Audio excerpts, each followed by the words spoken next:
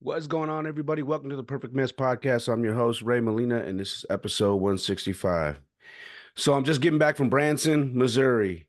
If you've never been to Missouri during this time, it is extremely hot and humid.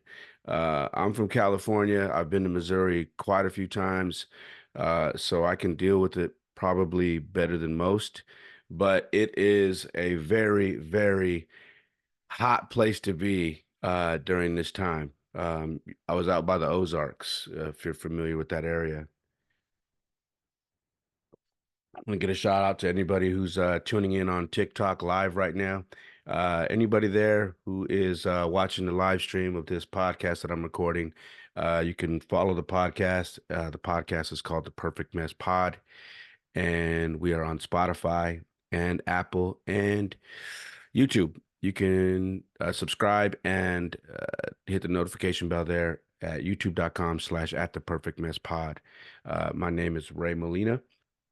Podcast is just basically about my life and being a single father, raising two boys, coaching baseball, and doing the things that I love. So, with that being said, please, if you are listening, wherever you're listening, please hit the subscribe button, hit the follow button, leave a comment, review. If you're on YouTube, I'd love to hear from you. Leave a comment, review in the comment section. I try to reply back to anybody that replies there, and make sure to hit the notification bell. I'm on Instagram. You can follow me at It's Ray Molina. The podcast is at The Perfect Mess Pod. And I'm also on X and every other platform you can think of. TikTok, my name is at It's Ray Molina. The podcast is also at The Perfect Mess Pod.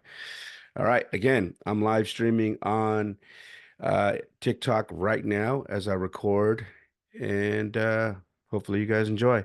So, yeah, like I said, I'm back from Branson. I was coaching a baseball tournament out there in Branson, Missouri, and man, it was uh, it was bittersweet.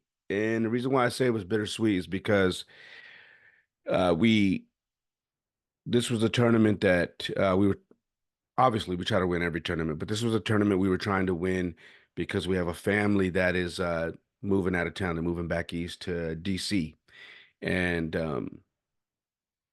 and we wanted to win this one for them and send them off. And we came up short. But here's the thing, man. These tournaments, they create memories. When you go play baseball tournaments out of state, you spend a lot of time with each other, and the families grow tight, the kids grow tight. And this one in particular, they grow really tight because the kids at this tournament, they have their own dorms. They live in the dorms at the actual facility, and they have actual baseball lockers like the major leaguers do. They have their name plaques, their team name, their number, and they have their jerseys and uniforms hanging in there. So they all have their own lockers like this, like the MLB. And the kids actually live in these dorms for about a week. So that gives the parents time to, be at the hotel, and then we all kind of bond. We have dinners, we go, go shopping, go to the pool, hang out, spend time afterwards and whatnot. So it's it's a bonding moment when you go on these trips, and then and vice versa. The kids are in the barracks, growing stronger relationships with their teammates because they're spending so much time together. And the awesome thing is, they're creating memories with their friends that while you're away, you have no idea what's going on with them because they're in their own world with their teammates, and you don't know what they're laughing and joking about and the stories they're telling and the things that they're sharing, but you know that it's happening because they're there. They're there for a week, so they gotta wash their own laundry. They got the separated showers, or like locker room showers where they shower. Um, they gotta make sure they keep their bunks nice and clean. You don't want to be the stinky kid. So they're finding out everybody's little quirks, who snores, who makes noises, who eats the most, all this stuff. So all the kids that live in these barracks during this baseball tournament out there, they're all finding these things out, and it's funny, right? Not only that, they're becoming better friends. And by the time they hit the baseball field, um, you're not just playing with somebody you play baseball with. Now you're playing with your buddy.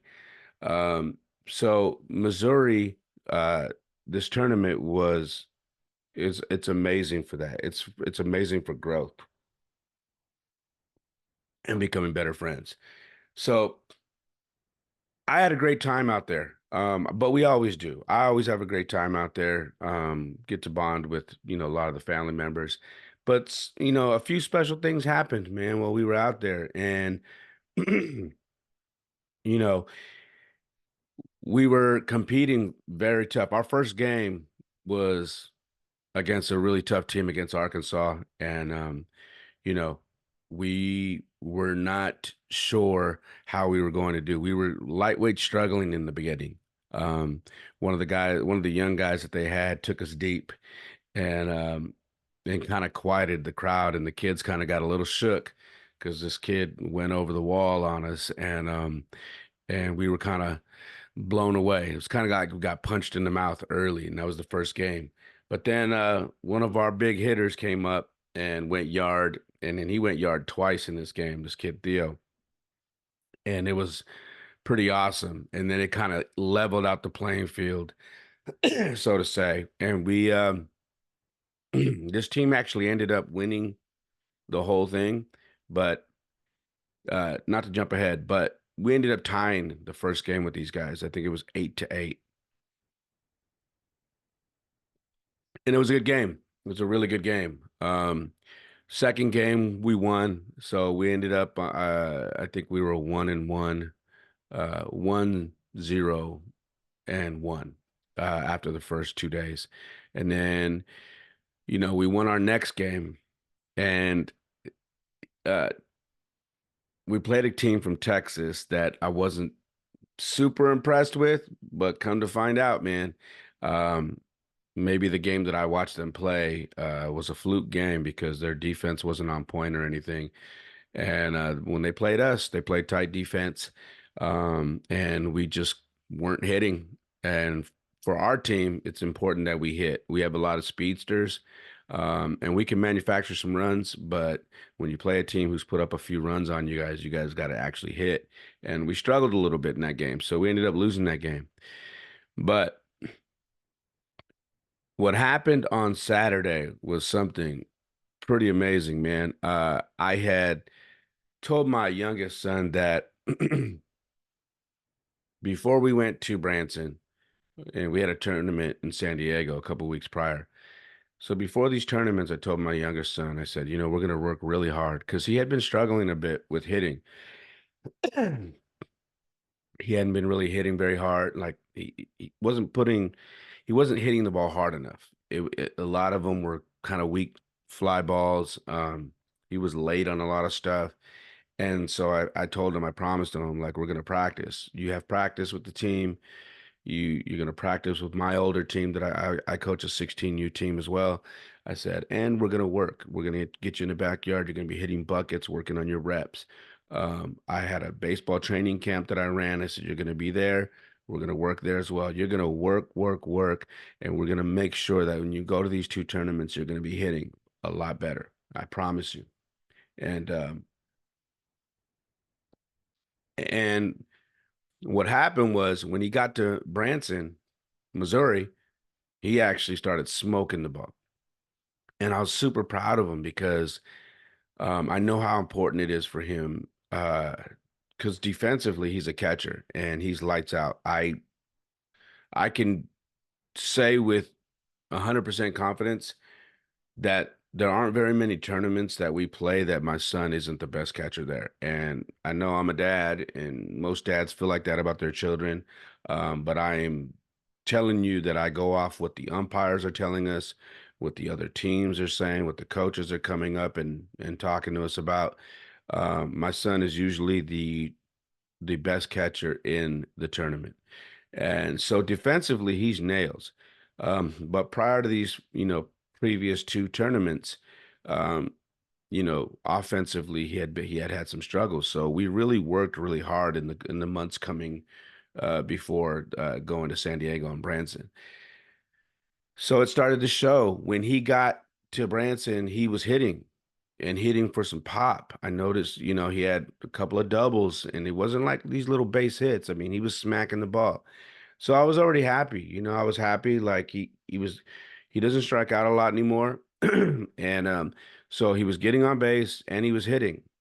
And to me, I was happy. As a father, I was like, great. I'm happy that my son's hitting and he's gonna have a good trip. And I was content. And then on Saturday, things changed. Didn't change for the worse. They changed for the better. This is where some memories came in. Um, and we're playing against a team in Colorado. And this team had, I didn't know this prior to the game, but apparently this team had been talking a lot. And I didn't go to the skills competitions. I had to go pick somebody up from the airport.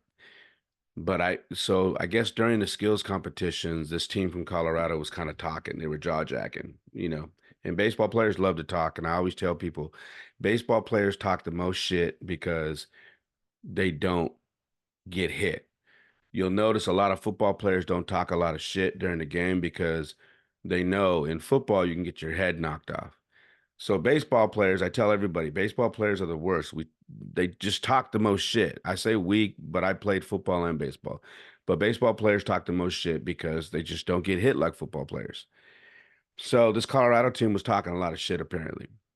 Um, so when we got to play them in a game, I didn't know all this, but me and the two other coaches we're getting the kids ready, and we had just beat that Arkansas team that we tied with earlier, 9-1. Shout out to the kid Jackson, man. This kid pitched a gem, a one hit, zero earned run, 9-1 victory. So we had, put the ass whooping to that Arkansas team. So we were rolling. So we get to our second game, and we're playing Colorado. And I told the boys, hey, don't take the foot off the gas, man. Keep your foot on the gas and let's roll. And so we're playing Colorado, and we're kind of running it up a little bit. I think it was shit. It was 7-1 or something like that, or 6-1. Um, eight, nine, 10, no, it was 8-1. And then my son gets up, and there's two guys on base, right? And he gets up, there's two guys on base, and he's fouling the ball off, and I'm watching him. I'm on the third base line, and while I coach, I do the typical thing every now and then. I'm trying to get good video. Um, my son swings, and instantly, boom, I see it, and I'm like, did he did he get all that? And you got to understand, my son has never hit for like crazy power. He's a little guy, and when he hit it, I dropped back and I followed the ball with my phone. And I go, oh my God, he hit it out. When I tell you that I have never had a moment on a baseball field that I felt was so special to me, that moment will forever be engraved in my brain, man, in my heart, in my memory. Because when he hit that ball, I was so blown away because he had never done this before. And here we are on the road in Branson, Missouri, playing against a team from Colorado. And the most unlikely player on the team to smack one over the fence, my son, just knocks it over the fence and hits a 3-run bomb. When I tell you that I was so overwhelmed, my son is rounding first base, jumping with his arms up like this, with the biggest smile, jumping up in the air. His brother's coaching first base. His brother's happy. He's rounding second base, and I'm like losing it. You know, everybody's rounding, the team's running out. They're all going to meet him at home. You know, he's rounding third. I'm yelling, "Thank you, Jesus!" And he's coming around. He puts his hand out, and I'm like, "Baby, yeah!" And I high five him, and I turn around and I watch all the kids, you know, jumping around him, and man, that moment, dude, um, those moments do something for you, because when he passed me, I watched him go inside. I'd never hit a home run in my life. I was a damn good baseball player, but I never hit for power. I've hit the fence a few times when I was younger, but I never hit it out. Um, so I know how big of a deal this was. And there was a dad from our team sitting on he sat away from the family, and he was on the upper deck of the barracks in over the right field side. And I could hear him yelling, but I just became overwhelmed. I couldn't stop the tears from rolling, man. I like leaned over, and I just started bawling. I was crying tears of joy, man. My baby, my son just went yard in the game for the first time in his life.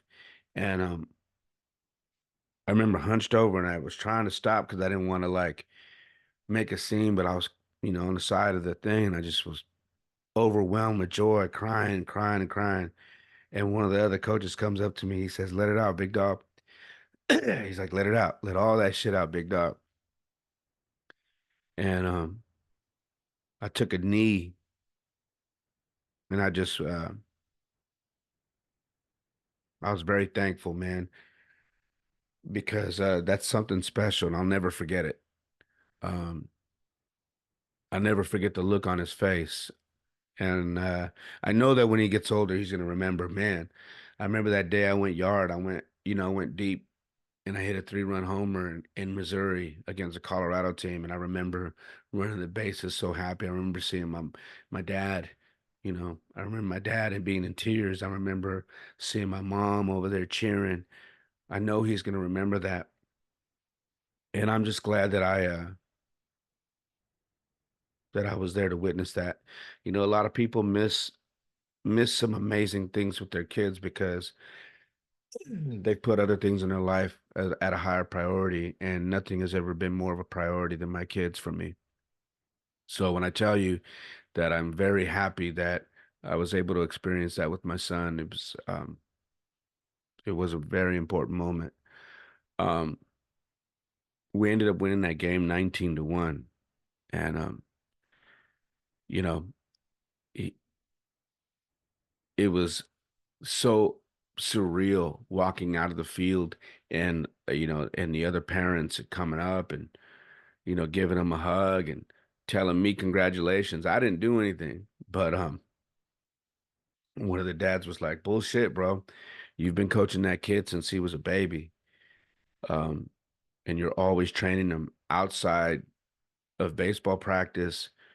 I mean, it's all the training. It's taking him to the gym. It's taking him to the field. It's taking him to the park to run with you. It's having him in the backyard taking dry hacks. It's all the stuff that that you guys do that got him to where he's at now."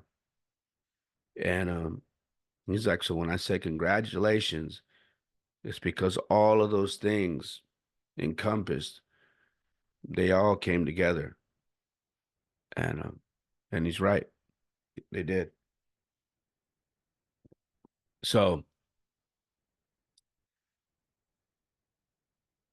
the following day, we going into the playoffs now.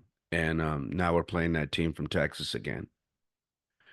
And Man, that team just had, you ever have a team that just has your number or you just somebody, whatever it is, somebody just has your number. This team from Texas had our number. And you know, we the team that actually won the whole thing, we beat them. We tied with them the first game and we smashed them. So, it just doesn't make sense that you lose to a different team of a lesser caliber, so to say. But that team just had our number and we couldn't get past them. So we played that team again and we're struggling. I think, it's, I don't know, 9-5 or some shit. And, but we're just not, it's a close game, but we're just not hitting like we're supposed to be hitting. And, here comes my son again. Now, mind you, I'm going to repeat to you, my son has never done this before, not back here in Cali at home or anything. He comes up to bat and they throw him a fastball. My son can hit a curveball. Like he's very patient at batting. And they threw him a fastball and he smokes this thing to left field. This one was more of a home run than the first one. The first one was a shot. This one is a bomb. Like it's gone. I knew the minute he swung, I said, "Oh shit, he did it again." And I'm yelling. You can hear me on camera. He did it again. He did it again. Boom, goes yard. This is a solo shot. He's running around again, and this time he's got more vigor, more like he's running around, he's hyped up, and all of his teammates are cheering. Now, mind you, we have two kids on this team that are literal home run hitters, like power hitters. One of them has two home runs, the other one has one home run. My son has never been in the home run conversation ever because he doesn't hit home runs. And in this tournament, he hit two. And this last one was a no doubter. Smacked it. And so everybody's coming around cheering, they're pouring water on him and stuff. And yeah, we lost the game. We lost 9-6. But he hit his second home run. So amazing. And everybody's talking like, because my son is little, and the kid that is our home run hitter, I'm not very tall. I stand 5'6". The kid that's 13, that's our home run hitter, I think he's like 5'9", 5'10", and he's growing. He's only 13. My son is probably 4'10", maybe, if not shorter. He's little. But this big kid who's damn near 6 foot and my little guy are the two kids that have two home runs in this tournament. Everybody was cracking up. They're like, it's so weird because who could have guessed it that these two different types of players would be um, the home run hitters on this team. And so uh, we end up losing that game. It's bittersweet because we know that this is the last, at least, well, the last game with these kids that we've played with for some years now because they're moving to DC. So, in our game ending speech, I say, hey, you guys, we just didn't hit in this game. And sometimes, people have your number, and this team from Texas had our number. Um, but aside from all that, this has been a great experience. Glad I was here. Thank you for allowing me to be a part of you guys' baseball journey. And I said, and I want to acknowledge uh, Theo and Bennett because they're leaving to DC. So I said, I asked them to stand up, and I said, this is going to be the last time that we play with these guys for a while, you know, and and they leave to DC now. And I said, I want you guys to um, ex express to them how much you love them, how much you're going to miss them, and to wish them well over there. And I told these guys, I said, hey, for me, I as a coach, I want you to go out east in DC and I want you to shine so bright that I could see your light all the way to Cali. All right. Go out there and be the ballers that I know you're capable of being. And I want your light to shine so bright so that I can see it all the way out here in California.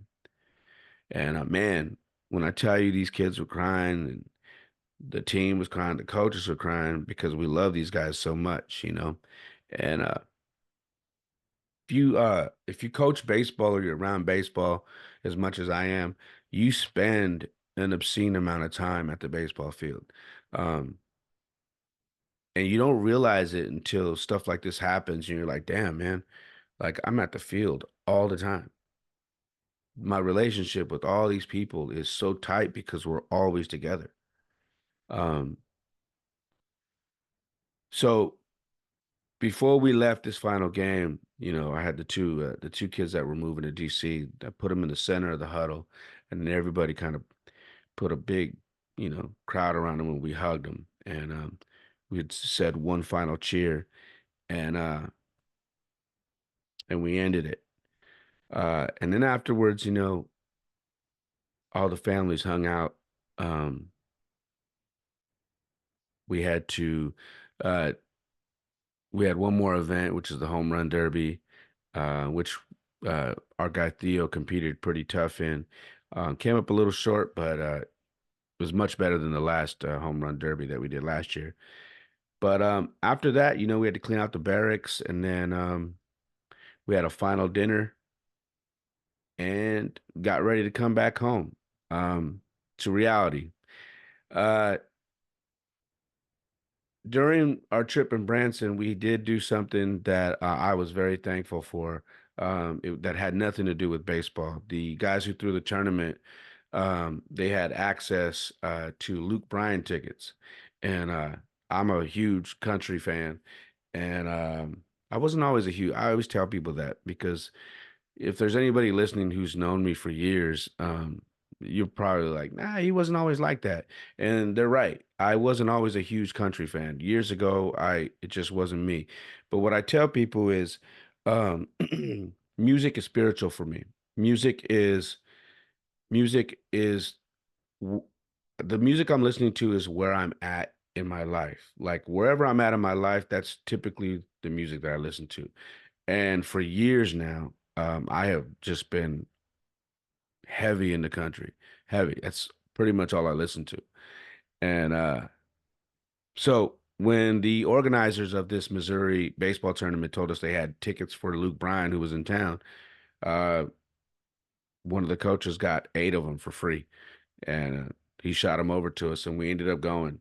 And when I tell you that this venue that we went to in Missouri was so amazing.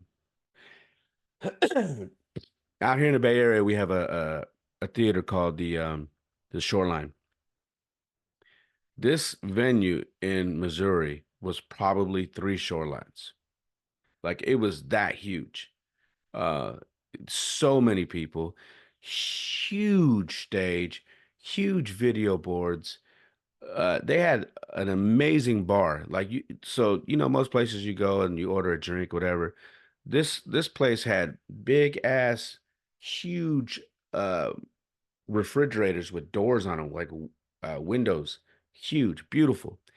You open them up and you grab whatever drinks you want, and then you put them on this. You walk up and you put them on this scale, right? You put them on this scale and it weighs it and it tells you how much it is. I don't know how it does it, but it does.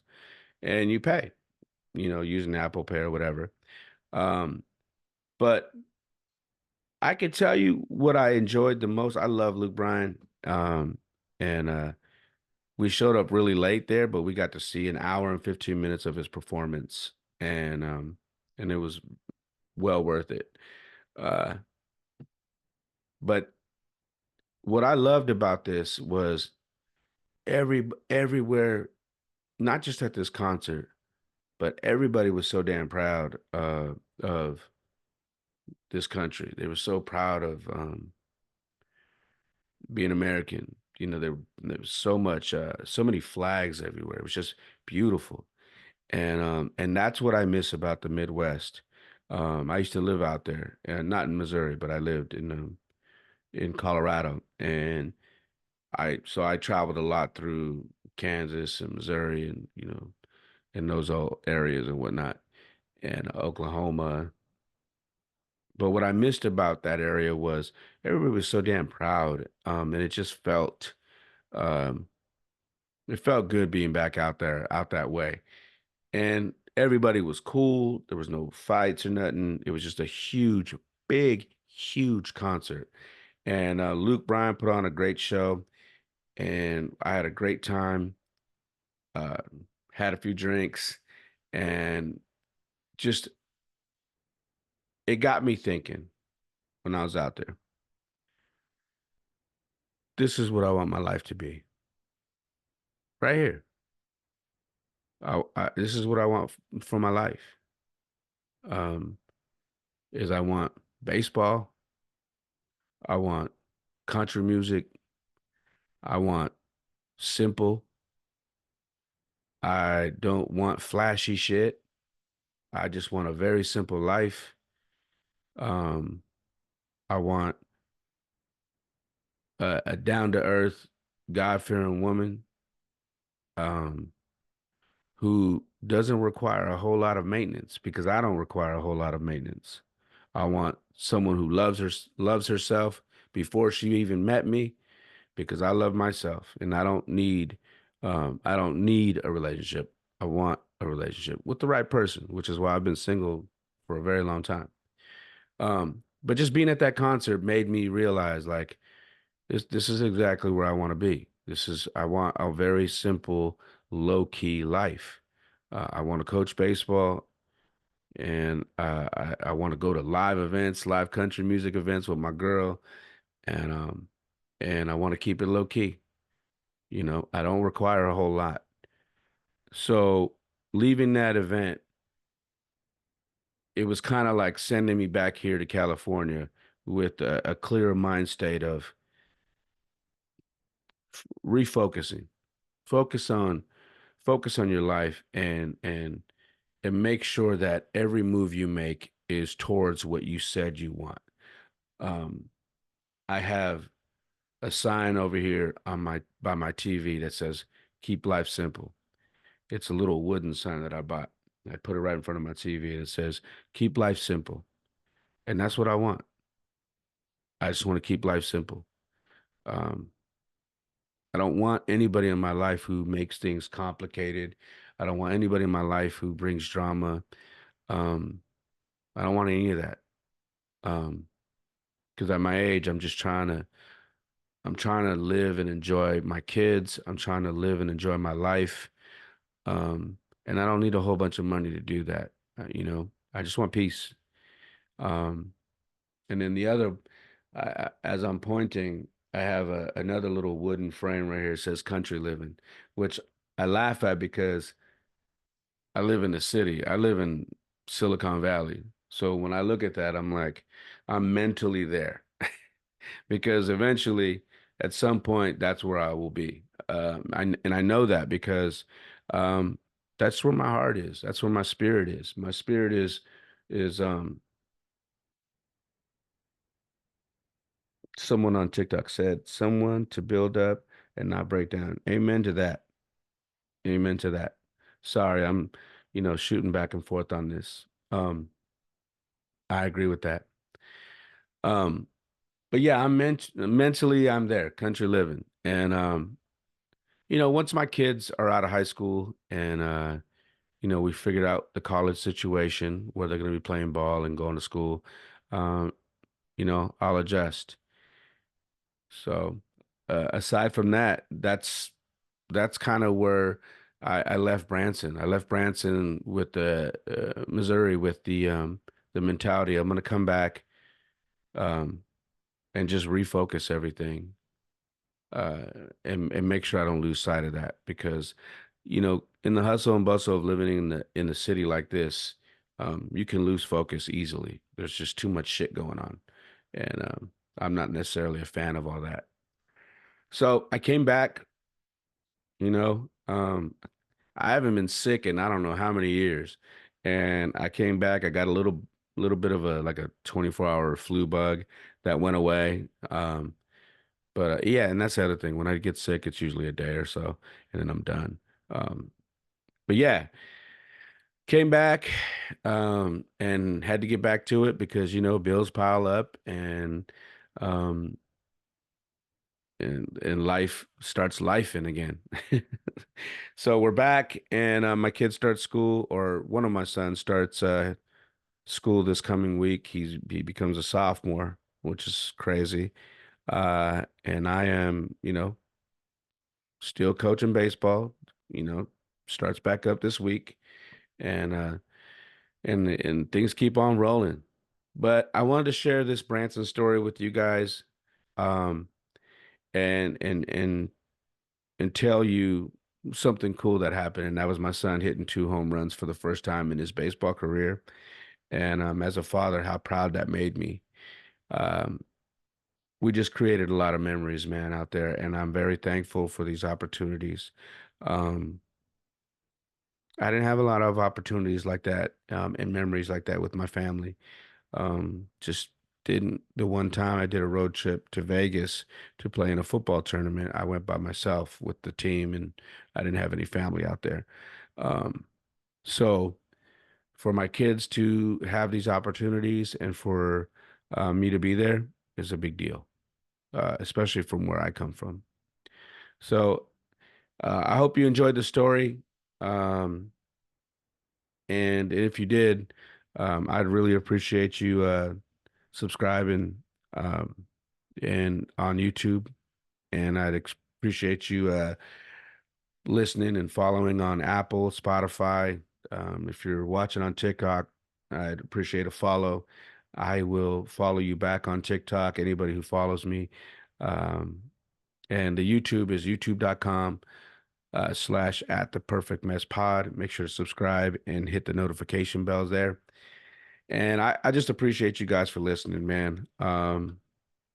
This whole podcast is just about me sharing my life as a father, and the things that go on in my life, raising my 2 sons and coaching baseball and trying to navigate the single life as I turn 50 in September. Yeah, man, I turned 50 in September. It's pretty wild. I don't feel like it. I always thought I would look different turning 50. I thought I was going to be like 350 pounds and a bunch of gray hair and all my hair gone. My hair's only gone because I shaved it. I can grow a full head of hair. But I always thought 50 was going to be different for me, but it's not. I feel good. I feel great. I'm in good health. So, and I'm thankful. So, hopefully you enjoyed this, guys. Thank you guys so much. I'm on Instagram. My Instagram is It's Ray Molina. The podcast is The Perfect Mess Pod. Both of them are on Instagram. Both of them are on TikTok. Anybody who follows me on TikTok, I will follow you back. Just make sure your profile isn't private. And love you guys. Thank you so much. Like I always say, my life isn't perfect. Oftentimes it is a mess, but for me, it is the perfect mess. Peace.